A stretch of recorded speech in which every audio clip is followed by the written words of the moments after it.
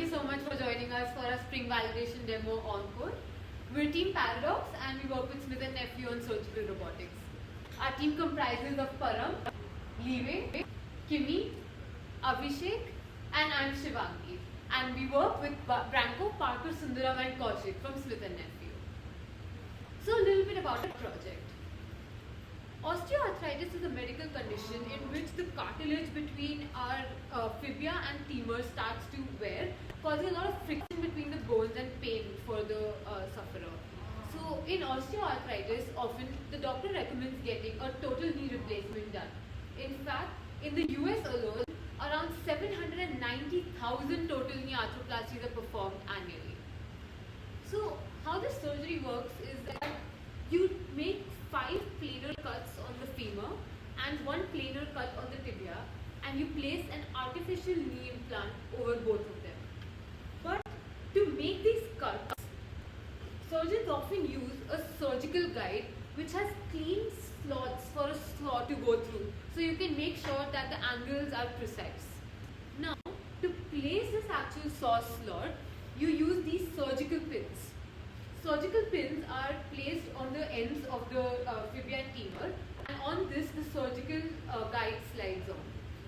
So for this entire surgery, this is how you would see it in the operating theatre, with the guide pins being placed parallelly, a cutting guide slid on it, and then a surgery can be performed.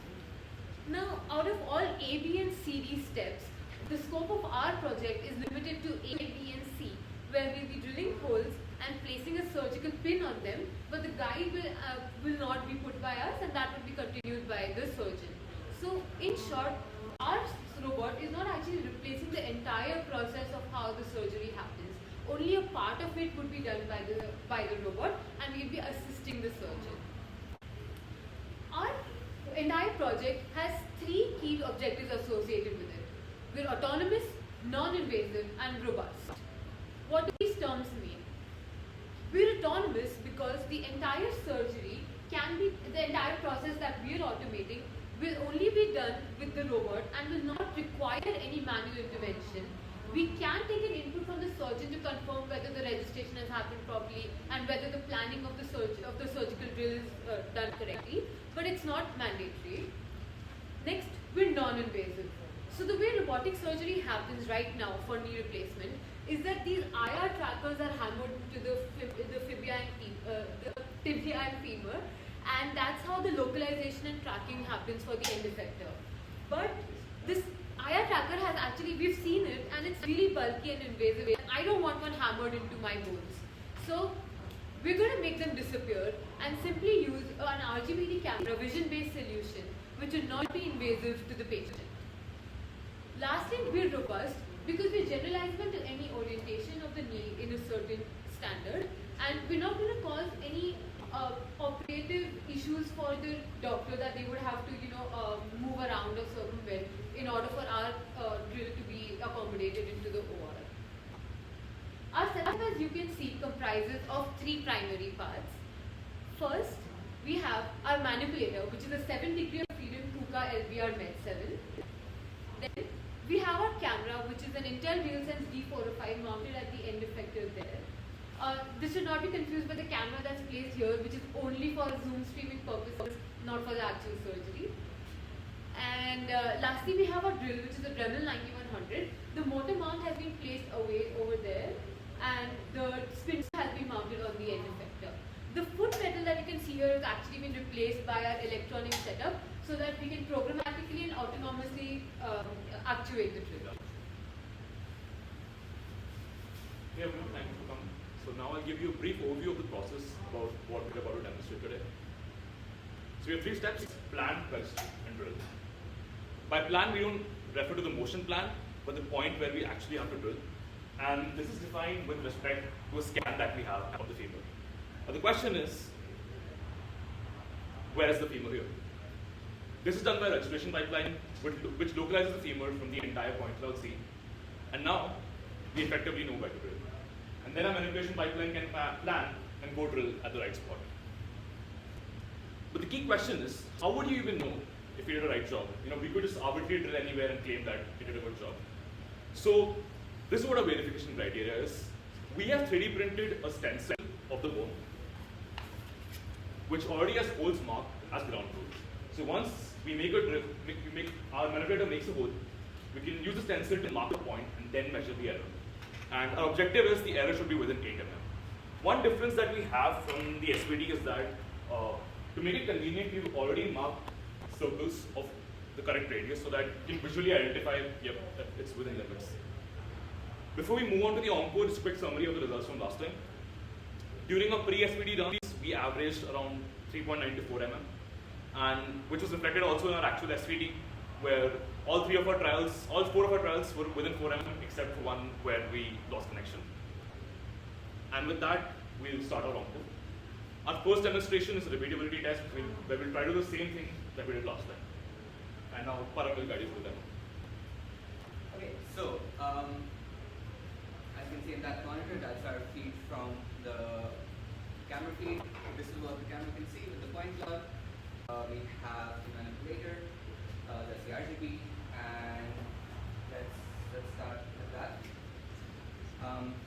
First step, as Abhishek explained, the perception node matches the initial plan to the actual bone, and as you can see, this is what it looks like. The red dots is the point cloud of the scan bone that is in the system, and it has aligned it with the actual bone. Now that I can confirm this, we can proceed ahead and plan how it's going to go about drilling.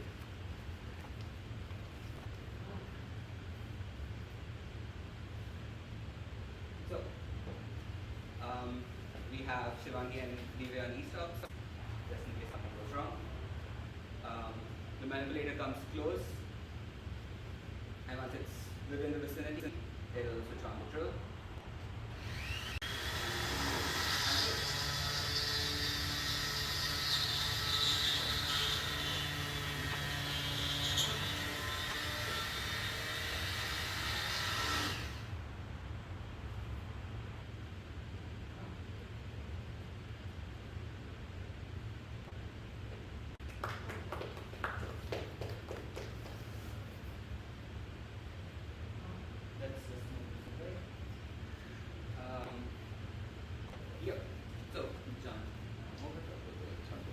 So we'll mark the points on the board also. Right on the road, right.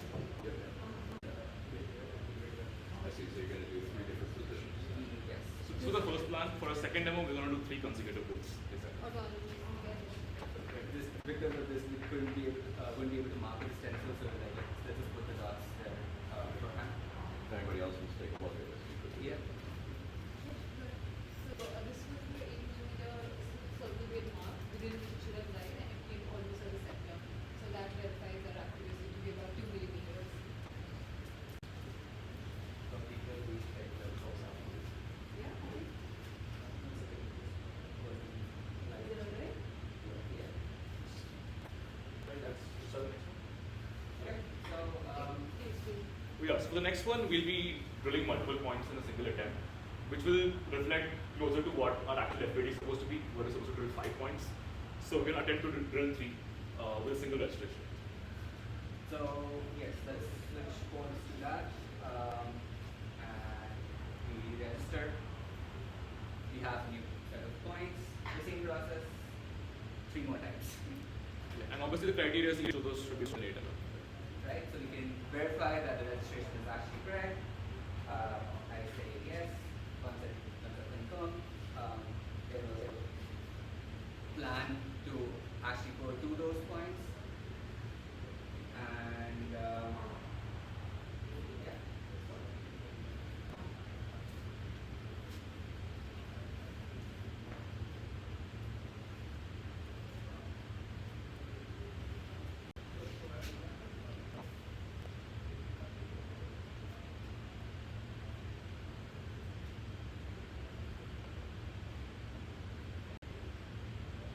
So is it going with the same holding time or the second? We'll start with the first one, the same one.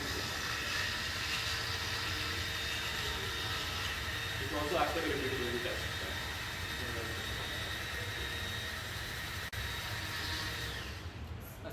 exactly what we had for the SVD, where we did the Right. same position twice. And now what the process is that it comes back to this safe spot, then plans to go to the second push course. So we aren't re-registering between drilling attempts. And we're moving to different points this time instead of the same point again and again. Right.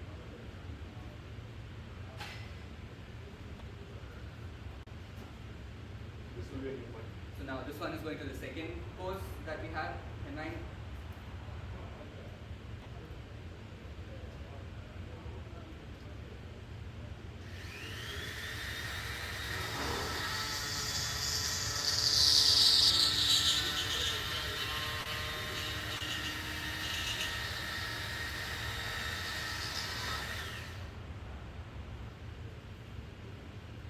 Yeah, it's Also pretty much the same. Yeah.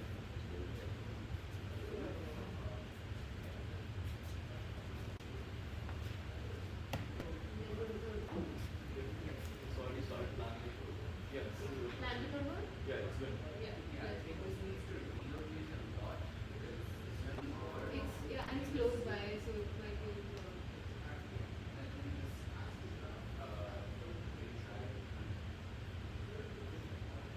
So one of the requirements for our fall demo is to have a UI so that surgeons can use. And this is the current state of the UI development where you have 3 buttons: go, no go, and replan, basically.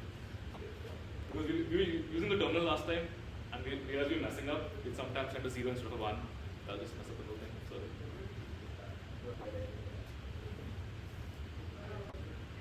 Can we start with the third one? Okay, it's going to reorient a lot because it's That's fine. That's all right. and it's okay. Yeah.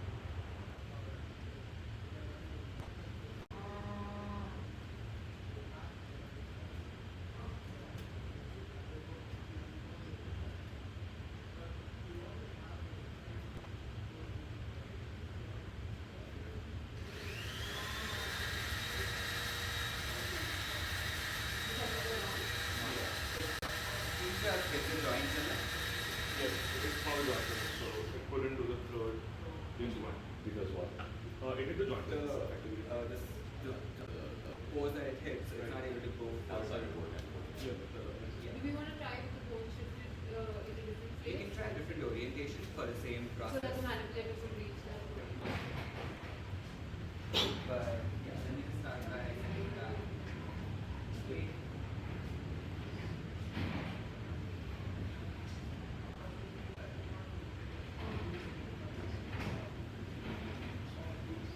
So while that happens, I'll just go through the rest of the presentation. Yeah. So these are the two demos we had planned. Other than this, the most common feedback we got last time was that to test the limits of registration, how far can you go? So for that, we have been building a new pipeline from scratch. We haven't integrated this pipeline with the manipulator because we didn't want to refactor the code base 2 days ago, the SVD. But we do have results that we will show right now. So the current pipeline that we're using is completely geometric using classical vision methods. So we have decided to build a new pipeline that relies on state-of-the-art foundation models. So here's what it looks like, where it's a 4-step process. I won't go into the specific details, but effectively we use an object detection model to first get a bounding box around the bone. Then, by projecting the point cloud to get a depth image, we find the point that is the tallest. That's the prior that we assume, so that we can effectively find the femur, which is usually this point. Once we find the femur, we use that as an input to segment anything, which gives us a very clean mask of just the femur. And it also gives you an initial orientation, so it effectively solves the global registration problem for us. And once we do that, we can project this mask to 3D, and then we can get very good registration results. And this extends to different orientations and positions. As you can see, in a wide variety of positions, we are still able to extract the mask, and all these cases, it registers perfectly. Another edge case, and another interesting case, if I may say so, while it is not officially a part of our requirements, it is that in an actual surgery you won't have the whole bone visible because because the skin is cut open and only a small part is visible. And the challenge is, can you register in those conditions? So when you put our pipeline to the test, we can see the results where even when only a small part of the bones is still able to register. And when you project the mask to 3D, you get something like this. You can see in a very messy scene with barely any bone visible, it's still able to register. But there's a caveat. This still doesn't always work. We're still in the process of testing it. In our initial tests, it managed to register around half of the time. So we're still working on improving it. The main thing we want to show is a proof of concept, and with enough engineering, we can make it pretty robust. Do you want to try this again? Oh yeah, With the, just trying another orientation for the sole reason that it's a little farther, so the manipulator should be able to actually reach there. Yeah. Can you only do third page? For the Maybe the whole I thing. can. So let's do the whole thing. Maybe the whole thing, and we can take questions along. Yeah, that's true. Yeah. So So we just going to run the entire pipeline again, which would mean that it would have to drill the hole number 1 and 2 again, so that it starts drilling hole number 3. And since we've already demoed that is working, we can go ahead with questions. And when we reach the third hole, we can stop and give the I time. can do. No, just do the work.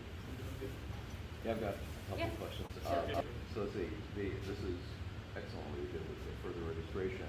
My question that I wrote down before you showed that was, what are the next steps in registration? So obviously, you partly answered that at least, but Right. for example, you're using this anatomical heuristic, which seems reasonable. Are there instances in which that breaks down, or other aspects of the registration? Oh yeah, even this pipeline has many priors. So in this slide, so in the old one, we assume femur is always on the left and orientation is within 45 degrees. Right. And we were hard coding a crop region that it's got to be within. Now because we are using object detection, we don't need a manual crop. It can find it anywhere. But in this one, the heuristic is that the tallest point is located within femur. That means the bone has to be in flexion. So if you were to flatten it out, it will not work. Right. So, but these requirements will evolve with our user interface, because when we have the actual UI, we can just make a point. We don't need to use these priors. Just going back to the initial hole. Yeah, it will do all three consequences. All three, yeah. I know we talked about this a little bit last time, but is the leg, the way it's fixtured now, likely to be that stable in the actual operative environment? I think surgeons do hold it down and clamp it at the ankle, so Okay. So it will be stable. But compliments. one of the things we're working towards, and our requirements for the fall, is that some form of dynamic compensation. Right. Slight motion, so just adapt. So it's only clamped at the ankle, but there's nothing that's actually clamping down the place where the surgery is happening at the knee. There are only retractors which are held in place to pull the skin behind. So there is still a lot of weight movement that could happen along where the knee is. Also, if it is secured well while drilling, it moves a bit. So you notice that when we don't tie this up tight enough, it happens. Should we take a look? Yeah, sure. Registrations probably are. Yeah. Yeah, The that's right. registration, it's still within 8 millimeters, so that meets our SVD requirement, but not as accurate as the previous round. So you guys are all very confident around the robot, you use it a lot, apparently it hasn't created any problems, but I'm wondering about safety in general. A long time ago when I was a master's student, I actually wrote a paper called "A Robot in an Operating Room: A Bull in a China Shop." So what can you say about that? You're asking us to comment on the safety of the system at its current state? Well, not necessarily in its current state, but the idea of having a robot working alongside a surgeon in an operating room obviously introduces safety considerations, right? So what is Smith and Netting about this? Is there a different type of robot that would be safer? Like Baxter's supposed to be safer around people, blah, blah, blah, right? We just comment on that, I think. Oh, yeah. The third hole is also being drilled, so we were able to do an entire end-to-end of multiple plans. So I think because the registration was slightly off, all three are off, because we're registering just one. Because we're not re-registering. But coming to the question, at least from my experience, robots are like traditional manipulators with more regulations and constraints, like you can move slower and stuff. This robot already has a lot of built-in features, safety features. I think once we hit the motor mount, it was mounted, that's why it's mounted down there. It was mounted much higher and the board automatically stops. So it does safety features like that. And we have another camera for the fall on the top. And There are a bunch of other things that it internally does, which well, we thought were bugs initially, with like extra brake tests and extra internal things that it probably needs to do for regulation because it is approved for medical use. For example, last time, if you remember in our SVD, the connection between the manipulator and the controller was good instead of being excellent, and just because of that, it ceased all operation and we were not able to do our drill. So the connection error is actually a safety thing that we have to make sure that the connection is always established very well. Right. So a lot of those things have been taken into consideration. Even for our system, the emergency stop is there for the drill and the manipulator separately, just in case of any issue, and they are tested thoroughly. Like we keep testing them. We have to use them in fact. So. Yeah, but there are certain edge cases. So last time we had a near miss because it's never happened before. Is that the drill stopped here, which is no consequence because you can just move it back. Now, the problem is if it stopped, if you lost connection while drilling, the thing is if you want to bring it back, it has to go along the same normal. Right. But if the code stops, you lose that point. So you'll have to log that point somewhere so that you can recover from that state. So some And the thing features. with doing it manually is that it will be really hard to match that specific orientation. So you'll land up widening the hole, which is not ideal. So there are some features we need to account for. Okay. Other questions? Yes. Here you can see the drill bit is off axis now. What happened? Yeah. Yeah, I think it is bent to first. No, the drill bit did not bend. The drill spindle, in fact, the entire thing has kind of moved away because the end effector mount, I think, was not tight enough right now. And we've never actually done 3 consecutive runs. So this is a stretch goal for us to do multiple holes. And I think we did not expect that the drill spindle could actually just move out of And it. there's nothing securing it on the back. Yeah, so you can actually come and see what's going on. The drill is not damaged, it's just that it's shifted out from the end effector a little bit, which are some of the caveats that will happen because we only had a week to test, multiple consecutive holes drilling And the without. other reason why, so we intentionally did not cover it from the back because this probably happened when it took that weird orientation to come back home. So it pulled on the shaft. So if you were to put that cover to hold it in place, it would probably break the end effector. So which is why even after this, we're not going to force it to stay there. Like we don't want it to break anything else. Like, it's a better condition that it's like this than suddenly something breaks. So basically, if the arm stretch is too much, the shaft isn't long enough, it's going to pull on it. Solution is to plan in a very constrained manner. Make sure it doesn't pull out. Yeah, like I also noticed that the at least this rectangular part here is almost hitting the wall.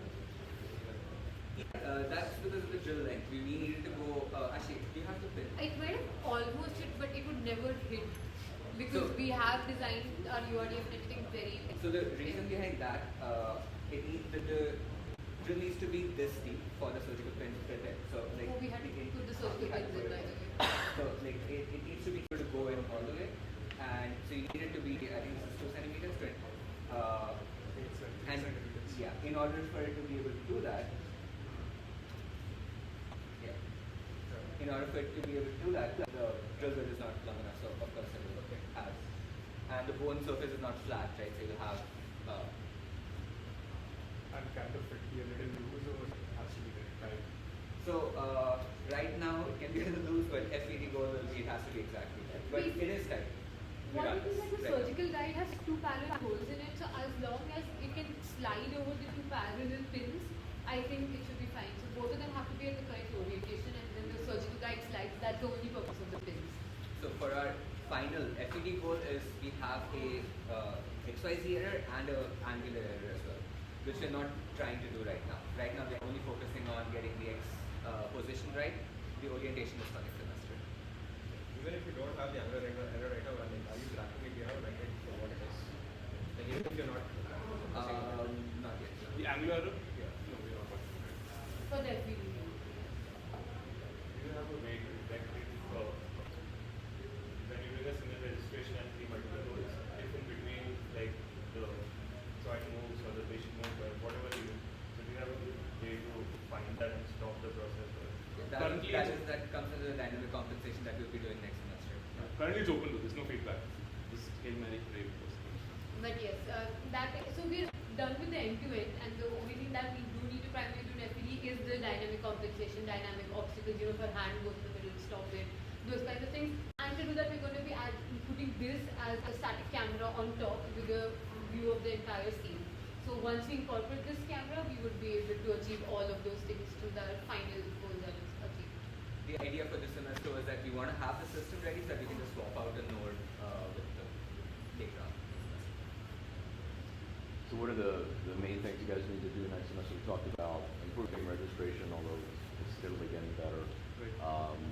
I guess maybe some feedback along the lines of what Dinesh was asking about to adapt. Well, dynamic compensation in general, right? That's a big thing. What other big things? Anything besides? Then the whole user interface. I mean, we have to sort of consider what a surgeon wants, and based on that. So one of the suggestions we got last time was after registering, there should be some way to manually adjust it. And another thing is that we're only currently registering the femur. We're going to start registering the tibia as well, which is the shin bone. And then the holes are going to be 4 here and 1 over here as well. So moving to that and registering that is going to be a lot of rework for how the planning would be there. So The dynamic compensation would require us to write our own planner, thankfully, because the move it one is a little picky. So we'll move away from that completely, have our own planner so that we can. Right. Also focus on accuracy, no performance with targeting.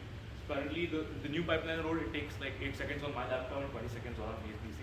So you got to bring it down so that it doesn't. Need to move to a new piece. we have our hands full for the next semester. All right. Any last questions? All right. Thanks, then.